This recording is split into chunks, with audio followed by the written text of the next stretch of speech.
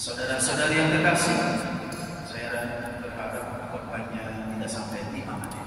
Oke. Kita semua sekarang sebagai gereja satu keluarga besar kita berbahagia karena kita mempunyai paus baru, namanya Paus Leo ke-14.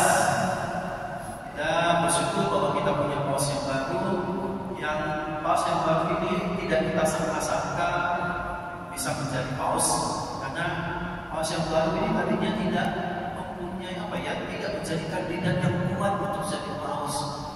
Tidak ada orang yang pernah, mungkin ada sedikit, yang pernah menyebut namanya dan tiba-tiba beliau diangkat menjadi paus.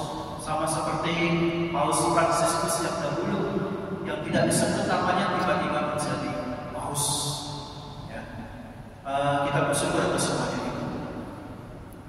Memilih seorang paus tidak mudah. Ada begitu banyak pertimbangan. Mereka pasti punya kualitas untuk menjadi paus. Para kardinal yang sebanyak 133 kardinal itu punya kualifikasi untuk menjadi paus.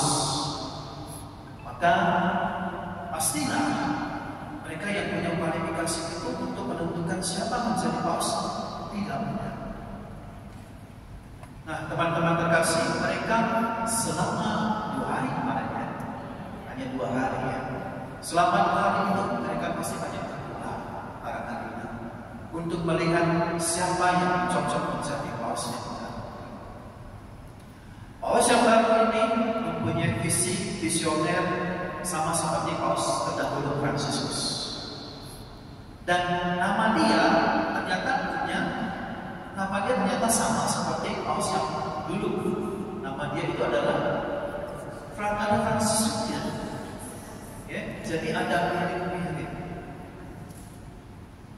Nah, para kardinal mereka berdoa mendengarkan suara Tuhan untuk menentukan paus yang baru. Hari ini kita mendengar dalam bacaan Injil, Yesus berkata, "Domba-dombaku mendengarkan suaraku, aku mengenal mereka dan mereka mengikuti aku." Persis para kardinal itu mendengarkan suara Tuhan. Mereka banyak berdoa mendengarkan suara Tuhan. Jadi Yesus mengatakan, "Domba-dombaku itu mengenal aku." Nah, teman-teman terkasih, gembala kita adalah Yesus. Walaupun kita punya paus yang baru, paus itu adalah gembala kita. Uskup gembala bukan? Gembala para romo. Dan para romo itu kan mengambil tugas bagian dari uskup. Ya, mengambil tugas bagian dari uskup. Jadi gembala yang pertama itu ya uskup kita sebenarnya. Kami kan hanya membantu para uskup. Tapi gembala kita yang sebenarnya itu adalah Yesus.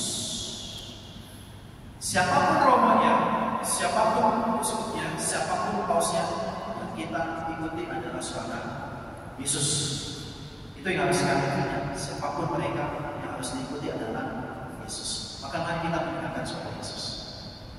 Ada begitu banyak kesibukan, ada begitu banyak suara-suara yang dibuat.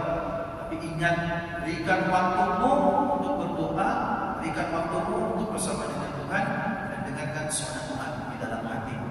Karena Tuhan berbicara di dalam hati kita. Of course, Tuhan juga berbicara melalui banyak hal.